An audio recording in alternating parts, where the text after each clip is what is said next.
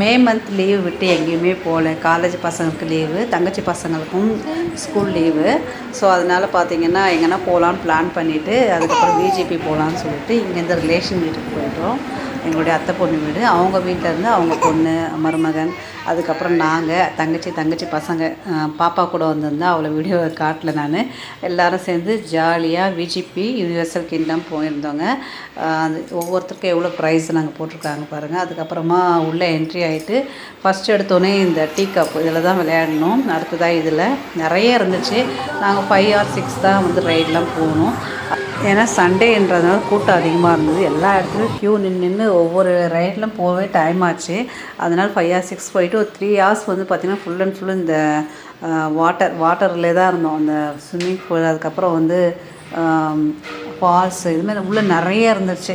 எல்லாமே நல்லா என்ஜாய் பண்ணிவிட்டு வீட்டுக்கு வரும்போது நைட்டு 9:30 ஆயிடுச்சு.